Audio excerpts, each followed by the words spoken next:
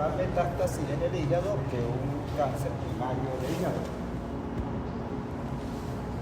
Este tumor, el hepatocarcinoma, es común en el hígado en un 90% de los casos, es el séptimo cáncer más común y el cuarto más letal en el mundo.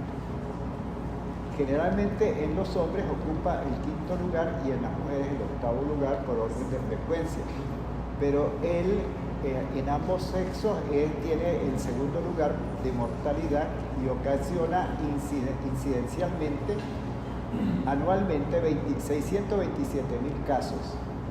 5.7 de todos los nuevos diagnósticos de enfermedad neoplásica, que son 598,000 muertes anuales, y es la tercera causa de muerte neoplásica mundial. O sea, es algo bastante importante. ¿Por qué? ¿Por qué es bastante importante? Porque generalmente es un cáncer que, a pesar de que hay muchos elementos como hacer el cribaje, las personas no acuden porque habitualmente la gente piensa que es los gases o que hay dificultad para comer, presión en el estómago. Eso puede ser debido a una mala digestión, por supuesto. Por eso van pasando el tiempo, y cuando llegan pues ya son casos en el cual solamente se pueden tomar medidas paliativas. Entonces, por eso, a pesar de todos los elementos que se pueden existir para prevenir o para poder detectar tempranamente el tumor, no se logra hacer. En África, que es donde hay abundantes casos de esta patología, hay un subregistro en su diagnóstico de un 50%. Significa que la mortalidad registrada pues es mucho menor, porque hay mucha gente a temprana época de la vida que mueren y no son diagnosticados. La incidencia está elevada en Mozambique, en China, que asumen hasta el 55% de los nuevos diagnósticos de hepatocarcinoma, con una incidencia anual cercana a 40 casos por 100.000 habitantes. Es mayor la incidencia en el África subsahariana y en el Asia oriental. Se ha aumentado en un 75% entre 1990 y 2015, y en el 2016 se diagnostica 1 millón de nuevos casos, lo que equivale a 829,000 muertes.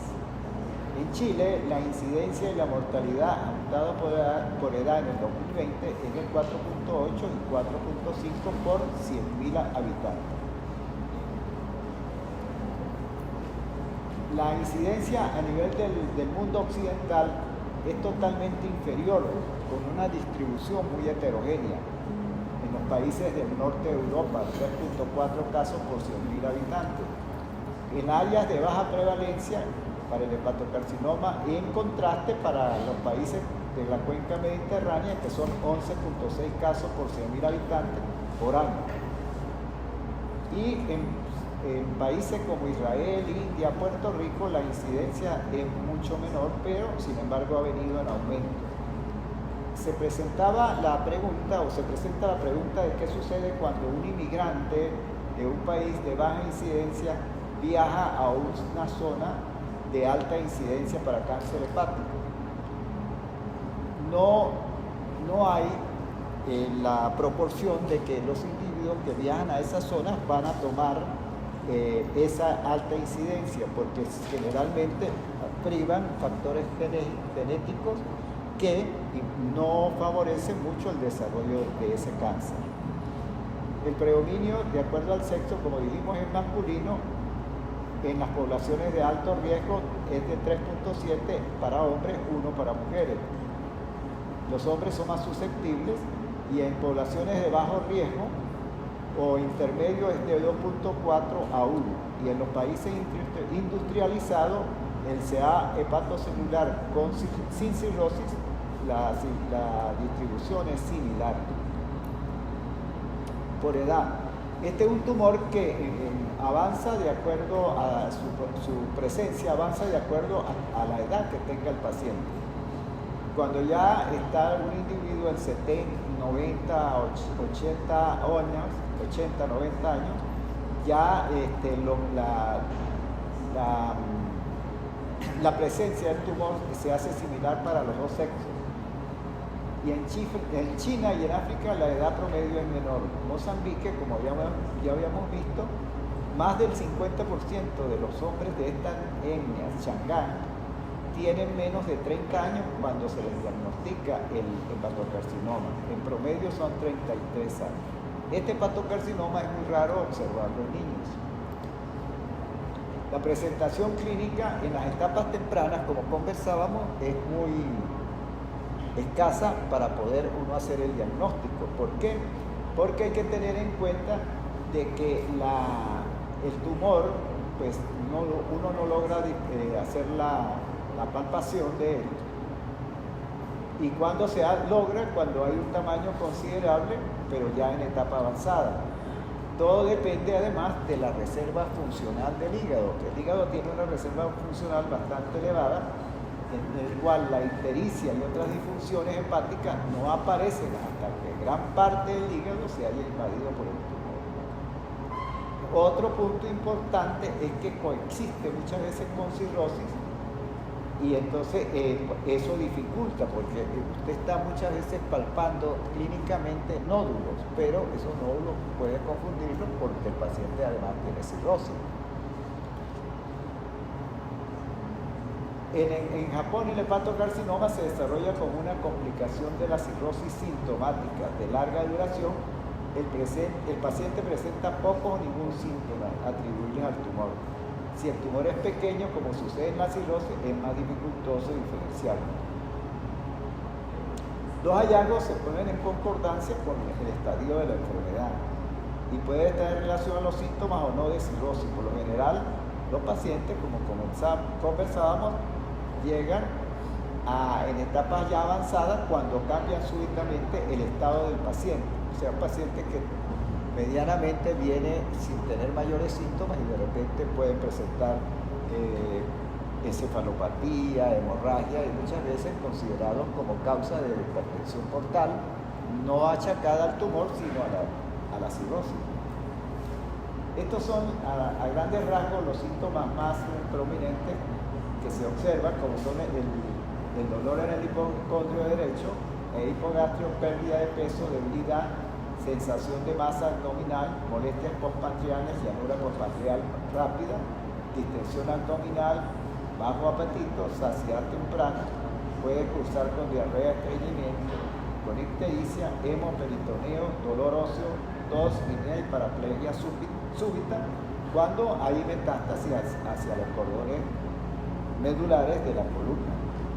Bien, la hepatomegalia, fíjense que es uno de los signos más frecuentes, que va entre un 54 y 98%, el soplo arterial hepático, el brote sobre el tumor por las metástasis o acceso, ascitis, generalmente son hemáticas, plenomegalia, ictericia leve, emaciación, fiebre, edema por invasión de las venas hepáticas y de la vena cava inferior. Entonces, todos esos síntomas muchas veces pues confunde como si el paciente tuviera un cuadro de cirrosis. Manifestaciones paraneoplásicas.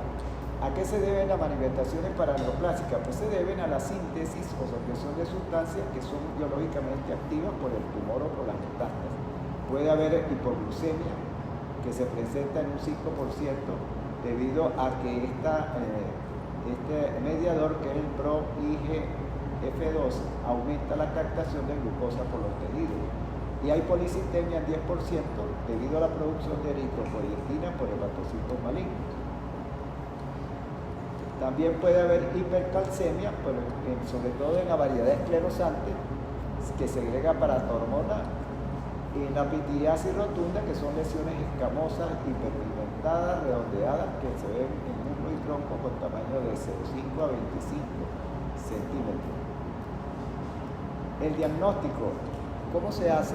Bueno, pues no podemos guiarnos por lo que se llama las pruebas hepáticas, la bilirrubina, la fosfatasa alcalina, en fin, la transaminasa, porque ella no nos da el diagnóstico. Y no nos distingue de la cirrosis de otras masas hepáticas. Puede haber hipercolesterolemia porque hay ausencia de retroalimentación negativa por la betametilglutaricoenzima A reductasa. Los marcadores tumorales de elección pues son la alfa-fetoproteína, que es una alfa-globulina, y se eleva hasta 500 microgramos en el 75% de los individuos negros africanos. Los porcentajes son menores en zonas de riesgo bajo o intermedio. Los de alto riesgo oscilan de 60.000 a 80.000 nanogramos por mililitro. La alfa-fetoproteína es menor en los tumores asintomáticos que en los sintomáticos. Hay una variedad de la fosfatasa alcalina que es la alfa-fetoproteína, que es la glucosilada, para mejorar la capacidad diagnóstica en tumores asintomáticos, pero no es una prueba que esté generalizada debido a los costos que son muy elevados. Solamente se utiliza en sitios de investigación. Hay otros diagnósticos que pueden utilizarse, como es la técnica de inmunohistoquímica disponible para la caracterización, que comprende un amplio panel de anticuerpos que pueden ayudar en el diagnóstico de lesiones con patrón histológico indiferenciado.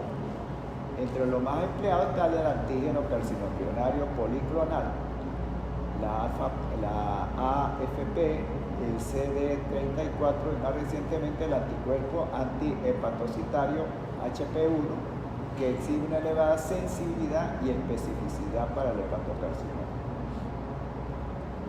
Cambios que observan en esos pacientes, pues generalmente hematológicos dados por anemia, leucocitosis y por la policitemia. ¿Cuáles son los elementos utilizados para el diagnóstico?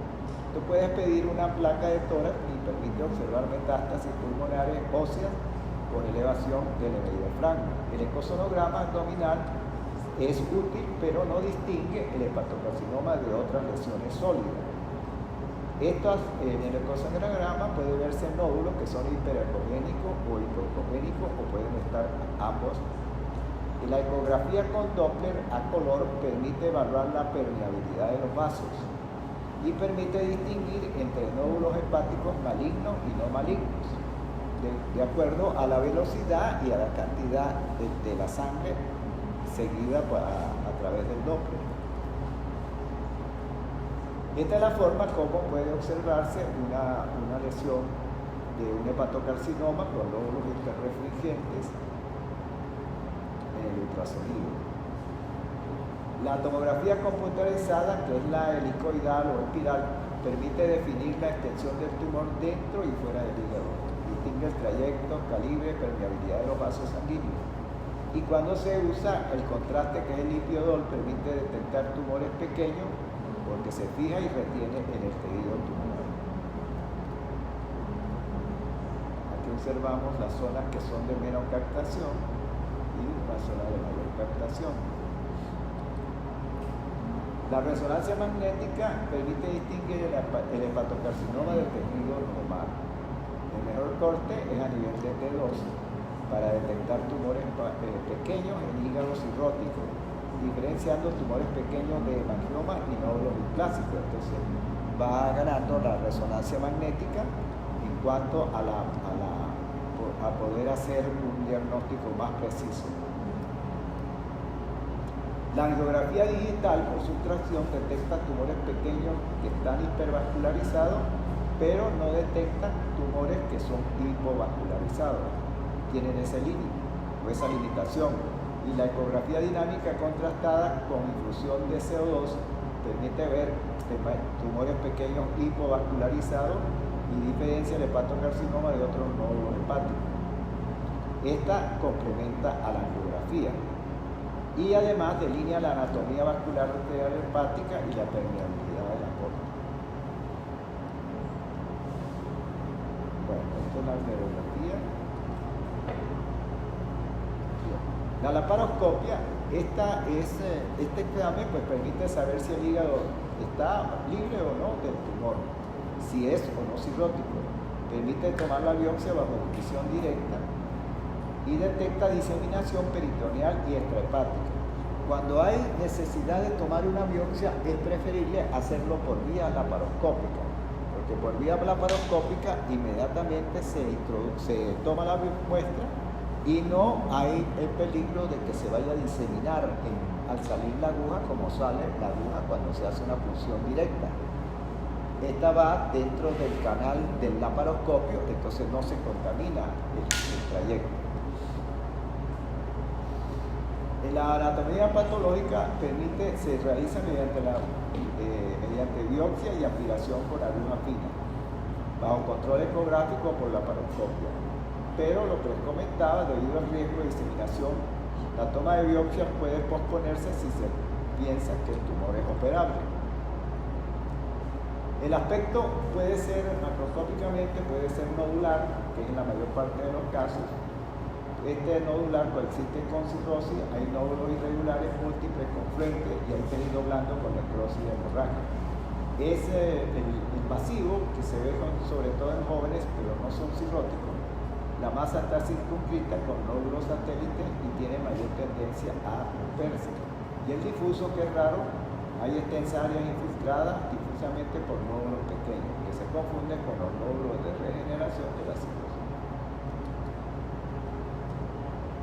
Microscópicamente hay bien diferenciado, tiene dos variedades, que es trabecular, acinar, moderadamente diferenciado, que son, depende de la célula, que puede ser sólida, cirrótica, clara, y el diferenciado, que es pleomorfo.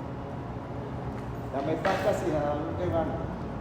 La mayor parte de las veces pueden observarse a nivel extrahepático en el 40-57%. En pacientes sin cirrosis, el 70% de la metástasis también ocurre. También 30% de pacientes con cirrosis. Sitios comunes de metástasis son los nódulos a nivel pulmonar y nódulos linfáticos regionales en un 30%. ¿Cuáles son los factores de mayor riesgo para la hepatitis, para el hepatocarcinoma? Porque es la infección por el virus de la hepatitis B. Esto es muy importante porque ocupa alrededor del 80% de los casos. Los portadores de edad temprana tienen más del 100% de riesgo para desarrollar hepatocarcinoma. En Taiwán, por el uso de la vacuna, pues se ha disminuido en un 50% la mortalidad por hepatocarcinoma en niños. Entonces, esto es muy importante, vacunarse, sobre todo uno que está expuesto a cualquier herida accidental, es muy importante para prevenir desarrollar un hepatocarcinoma. Otro factor de riesgo está dado por la hepatitis C. Hay 170 millones de personas con hepatitis crónica de virus C en Japón, en Italia y en España. El 83% de esos casos de hepatocarcinoma corresponden a infectados por el virus de la hepatitis C. Se potencia con el abuso del alcohol, se presenta siempre en pacientes mayores. La adquisición se realiza en la edad adulta, se produce en hígado cirrótico y en hepatitis crónica.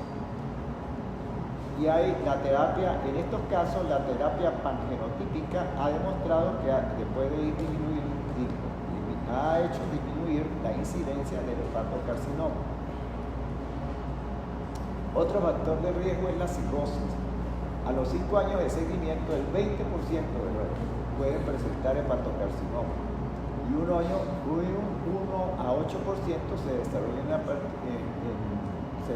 un hepatocarcinoma también. Es un inductor tumoral potente, la cirrosis, variedad monoclural, la macronodular, que es virus de hepatitis B, la micronodular, virus de hepatitis C y el alcohol.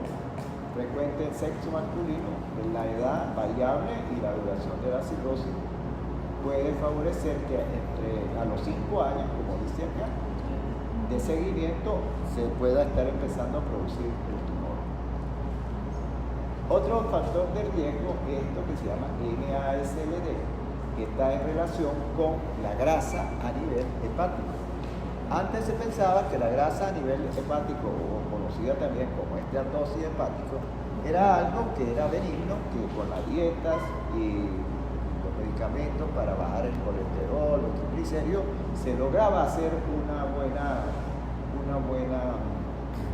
buena solución de esos pacientes. Pero Resulta que no es así porque la mayor parte de esos pacientes, muchos llegan a tener diabetes mellitus, obesidad, hipertensión arterial, síndrome metabólico e hipercolesterolemia, lo cual conlleva a que estos pacientes hagan hepatitis crónica y luego pueden hacer hepatocarcinoma.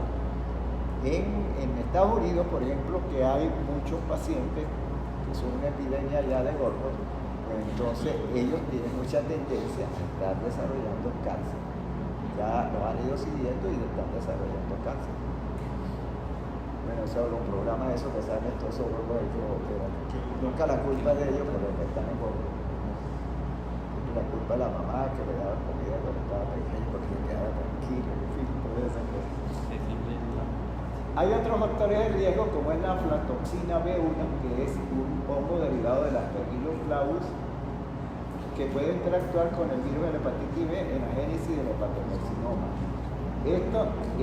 Se realiza por la mutación de inactivación de la tercera base del codón 249, que es el gen supresor de tumores P53. Esta rueda libre cuando se inactiva y entonces pues, no frena ese tipo de problemas. La aflatoxina se observa mucho en pacientes, sobre todo en la India y en muchas partes del mundo, que conservan los alimentos con la carne, en fin, todos los alimentos los conservan envueltos en hojas de plátano o cualquier otra hoja y los entierran solamente de esa manera. Entonces ahí ese hongo prolifera, la gente lo ingiere y desarrolla al tiempo desarrolla el hepatocarcinoma. Otros factores de riesgo son la hemocromatosis hereditaria, que en un 45% de pacientes que tengan o no cirrosis pueden desarrollar cáncer. La enfermedad de Wilson, en el cual el cobre produce estrés oxidativo en pacientes con cirrosis. La deficiencia de la FA1 antitripsina más cirrosis. La tirosinemia hereditaria tipo 1 más cirrosis. El glucógeno tipo 1 sin cirrosis también puede presentarse. Los anticonceptivos orales con un consumo persistente de más de 10 años, luego de suspender la medicación, tienen tendencia a poder desarrollar cáncer. El cigarrillo tiene un riesgo de 50% más que en los fumadores que en los no fumadores. Altera el citocromo P450, sensible al cigarrillo. La obstrucción membranosa de la vena cava inferior tiene un 40% de probabilidad de desarrollar hepatocarcinoma por sensibilidad a mutágenos ambientales y mutaciones espontáneas. La estadificación nos permite evaluar la extensión, la hipertensión portal, la función hepatocelular, o sea, todos estos elementos nos permiten hacer la estadificación. Si el paciente tiene hipertensión portal, si la función hepatocelular está conservada o está alterada, si hay complicaciones como trombosis tumoral y el estado funcional del paciente. Existen varias escalas en las cuales el individuo puede moverse sin ningún límite y entonces estos son, o puede tener dificultad para caminar, tiene que estar acostado, todo eso se estadifica y hace que permitan hacer la clasificación. ¿Qué importancia tiene la estadificación? Porque permite dirigir los pacientes a diferentes tratamientos de acuerdo a su estado. O sea, si pueden ir al trasplante hepático, si ya tienen un riesgo intermedio, entonces tienen que ir a situaciones menos curativas, sino más que todo paliativas. El tratamiento de elección es la resección quirúrgica. Rara vez este tratamiento quirúrgico es posible cuando el tumor es sintomático. La resección es factible en el 15% de los pacientes. La mortalidad de pacientes sin cirrosis va al 5% y al 10%. Y del 10 al 15 pacientes cirróticos. O sea que si tiene sin cirrosis, pues tiene un 5% de mortalidad. Si es cirrótico, tiene del 10 al 15%. La sobrevivencia en pacientes seleccionados va seleccionados a los 5 años es de 41 a 77%.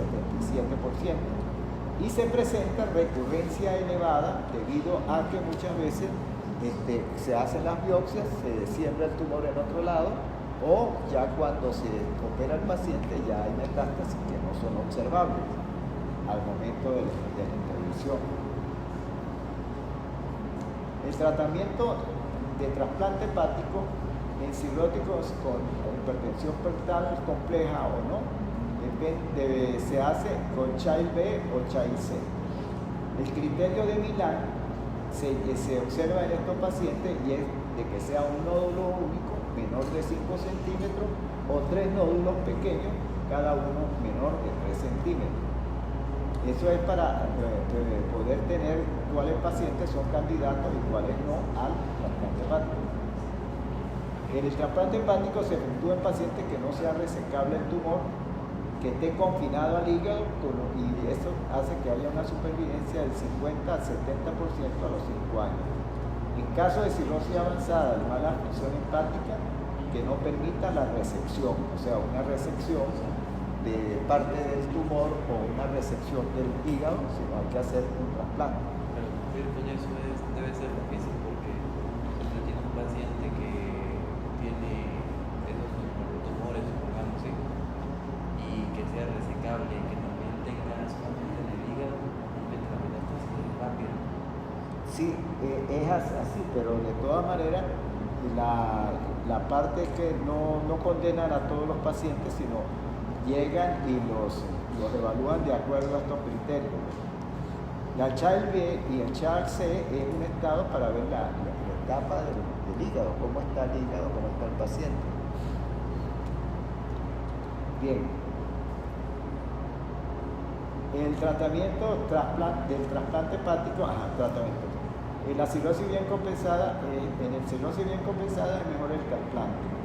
El paciente debe escogerse cuidadosamente de acuerdo al tamaño del tumor, la invasión vascular y la supervivencia a los 5 años el 70%, la recurrencia un 15% por diseminación no detectada previa a la cirugía. Otro tratamiento, tumores pequeños no resecables porque sean múltiples o por disfunción hepática, puede inyectarse mediante los tumores mediante sustancias como el etanol. Hay ablación del tumor mediante radiofrecuencia y microondas. La radiofrecuencia sería la sonda electromagnética. Estas dos pueden tener una posibilidad de éxito de 80%. Y está la quimioterapia con tasa de respuesta menor al 20%. En el estado intermedio y avanzado de los pacientes se hace la embolización transarterial para ocluir el flujo arterial tumoral. La quimioembolización permite inyectar citostáticos selectivamente por vía arterial, evitando el efecto sistémico y actúa sobre el flujo. Las complicaciones son las complicaciones que se llaman el síndrome de post-embolización. Y se viene también otra complicación como es la descompensación de la cirrosis.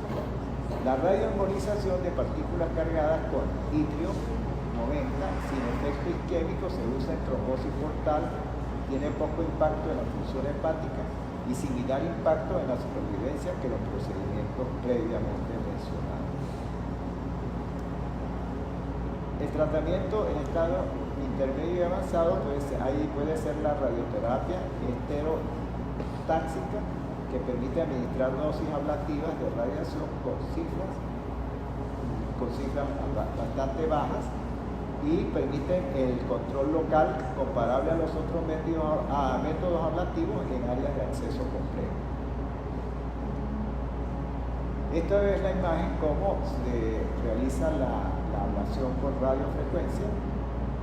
Se coloca este gancho allí, parece como unos anzuelos, y entonces se suministra por ahí electricidad y se va haciendo una cavidad para eliminar el tumor. Aquí se observa la forma como está entrando la cánula en la zona donde está la lesión. Luego la forma como después que se ha practicado queda como una especie de cuadrillero allí al seguimiento a los 7 meses.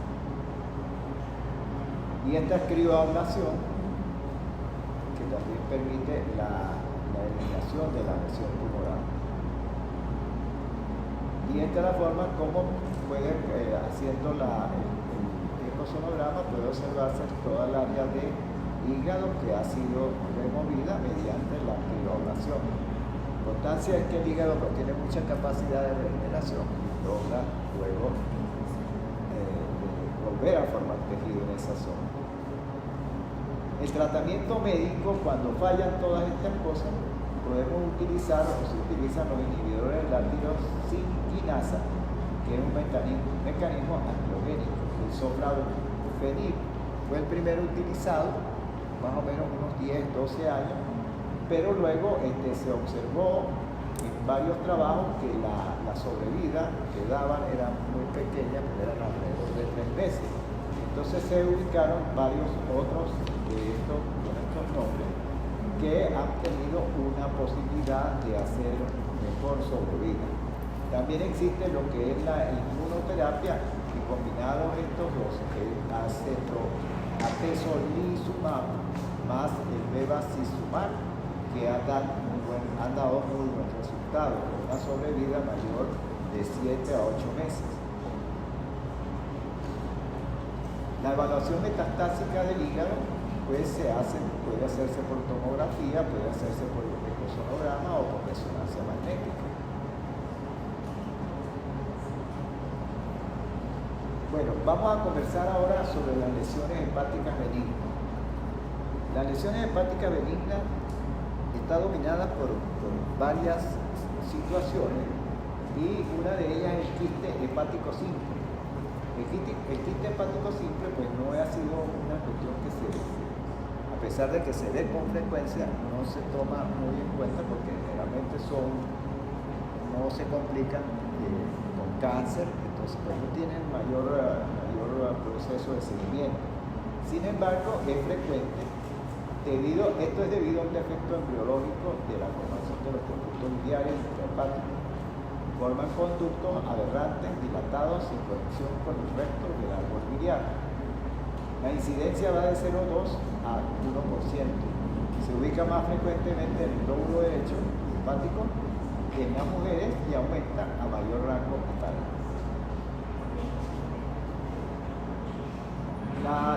Puede oscilar su tamaño de 1 milímetro a 10 centímetros.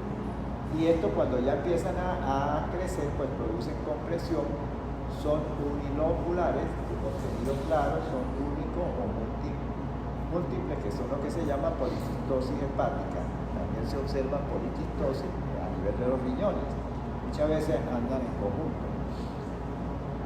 Está recubierto por una capa de células cilíndricas y en los síntomas predominantes son el dolor abdominal, la saciedad precoz, la ictericia y la hipertensión portal. Complicaciones de ello, ruptura, sangrado e infecciones.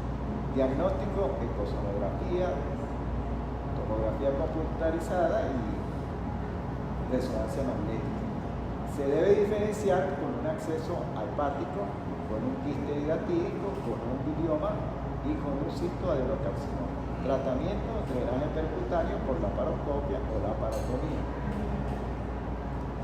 El adenoma hepático no era muy común hasta 1960, cuando se presentaron el uso de los anticonceptivos orales y entonces empezaron a presentarse estos casos. Tiene un riesgo estimado a los 5 a 7 años de uso continuo, aumenta el riesgo 5 veces de presentarse adenoma hepático, aumentando 25 veces con el uso por 9 años.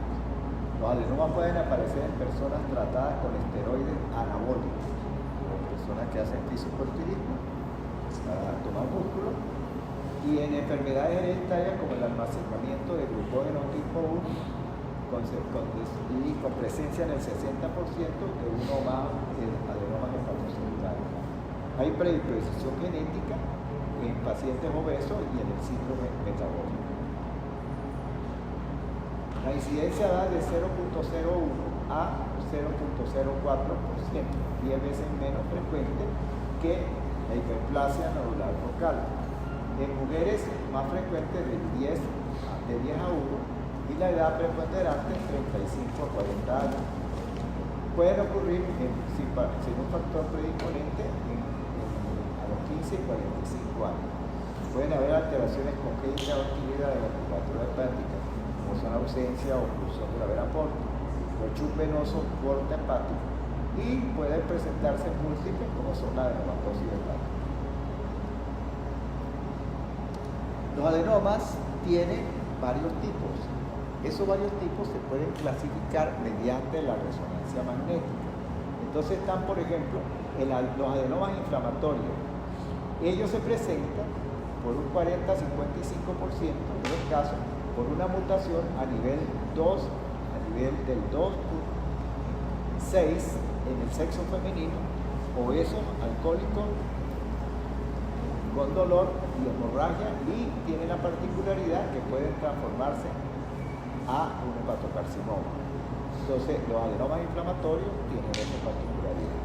El adenoma esteatóxico de 30-40% de presentación, hay una mutación del factor nuclear 1A del hepatocito que induce hipogénesis, la cual se aprecia por esteatosis homogénea de las imágenes de mujeres con consumo de anticonceptivos, y son raras las complicaciones. Y el adenoma por mutación de beta-catenina en el 10 a 20%, esta se observa en hombres consumidores de esteroides anabólicos y en enfermedades de glucógena tipo 1, y el riesgo de transformación, hay riesgo de transformación al hepatocarcinoma, o sea, el menos complicado es el adenoma esteatóxico. Y el adenoma no clasificado, que están en un 5-9%, sin presencia de ninguna característica morfológica ni mutaciones genéticas. Los adenomas generalmente vienen con un curso asintomático.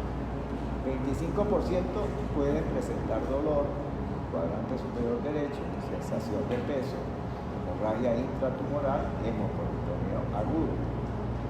Cuando se hacen alfa-fetoproteínas en estos pacientes son normales, la fogatasa elevada moderadamente, y puede también hacerse un diagnóstico a través de la arteriografía hepática.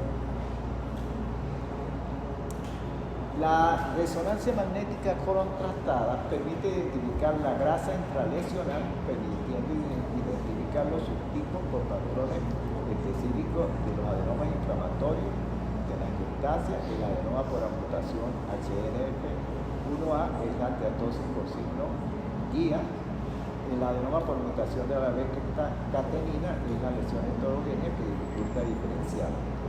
Y la resonancia magnética con contraste diferencia la hiperplasia nodular focal que permite el cambio de una conducta.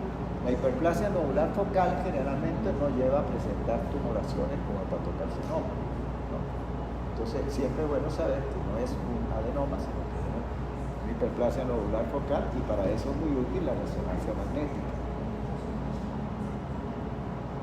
Desde el punto de vista de la anatomía patológica, es un tumor solitario de color amarillo, marrón, que puede tener cápsula o no, que puede oscilar entre 1 y 30 centímetros y que generalmente está subcapsular. Desde el punto de vista microscópico, el tejido es normal, el hepatocitos atípico, y hay inclusiones eosinofílicas que contienen alfa-1 antitrixina. Esta es la forma como podemos ver un adenoma, o sea que con varios nódulos, que esto se lo presentan a uno sin tener el antecedente qué diagnóstico se logró hacer, puede confundirse con un hepatocarcinoma. Tratamiento quirúrgico cuando hay riesgo de ruptura del adenoma. Los casos no complicados, el tratamiento es médico, interrumpir los anticonceptivos, evitar los embarazos, la resonancia magnética precoz. Cuando se está haciendo el tratamiento médico, precozmente la resonancia magnética significa que a 4 o 6 meses de haber hecho el diagnóstico debe hacerse una resonancia para evaluar el comportamiento del adenoma. Si se hace heterogéneo, exofístico, y hay aumento del tamaño mayor de 5 centímetros, llevarlo a cirugía porque puede estar haciendo cambios de tipo maligno. Y la evolución hacia la malignidad se demuestra con la ingesta de anticonceptivos orales por tiempo prolongado. Otro tumor benigno, otra tumoración benigna, que sería el hemangioma hepático, es una neoplasia bastante habitual en el hígado. Eso puede ser único y puede ser múltiple. Son cavidades vasculares de diferentes tamaños, están llenas de sangre revestidas por una simple capa de células endoteliales planas entramadas en tejido conectivo. Cuando ustedes vieron histología, no les enseñaron esas láminas de hemangioma.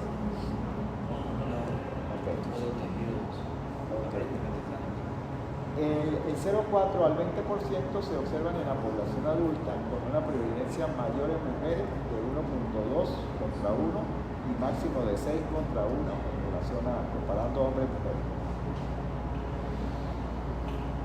Los hemangiomas que pueden tener pequeños y solitarios menores de 4 centímetros pueden llegar a 20 centímetros de diámetro.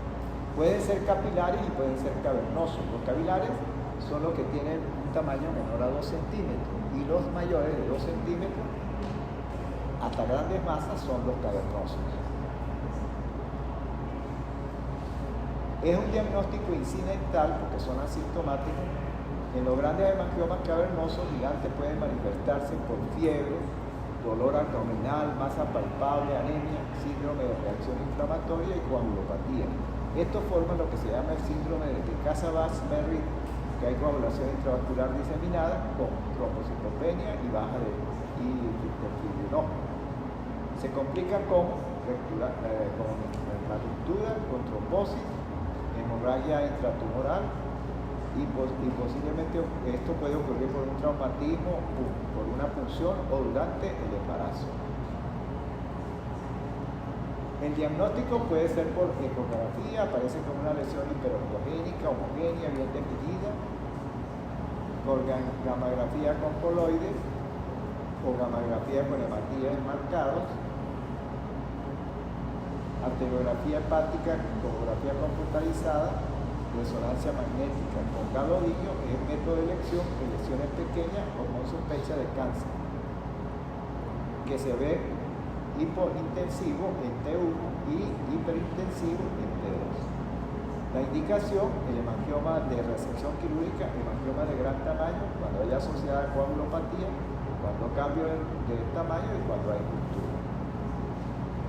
Esta es un ataque en el cual observamos algunas imágenes de hemangioma. O que se ve grande, masa central, periféricamente casi ocupada toda la periferia. Y esta es la forma como luego de hacer una resección se observa el tejido donde está el hemangioma. El diagnóstico mediante arteriografía, se observa la gran masa con su arteria nutricia. La hiperplasia nodular focal es la segunda neoplasia benigna más común del hígado, de 8 a 9%. Se desarrolla como una respuesta a una malformación arterial hepática o venosa antilapótica. Ocurre en mujeres jóvenes y se encuentra en forma incidental con una incidencia similar en ambos sexos. Es circunscrita, no encapsulada, umbilicada y los nódulos tienen esclerosis fibrosa estrellada.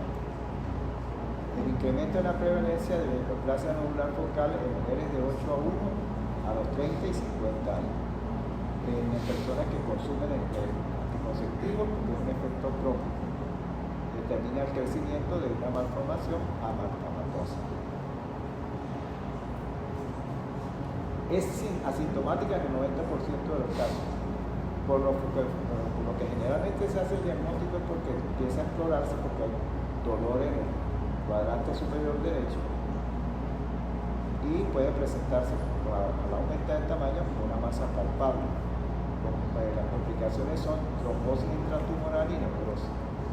El ultrasonido permite ver la hiperplasia nodular focal que puede ser hipo o isoecoica, en donde las arterias centrales se ven en ruedas de carga.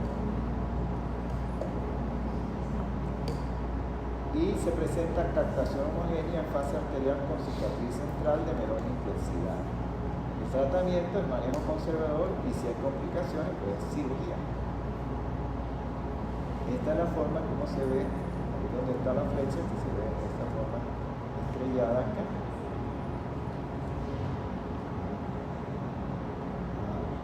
Creo que es la última lámina.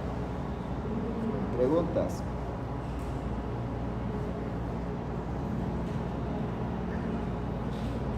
Con estas enfermedades, con las benignas no es tanto el problema, pero con la maligna sí es el problema de que generalmente ya cuando uno recibe los pacientes, pues son pacientes que están en esta paciente.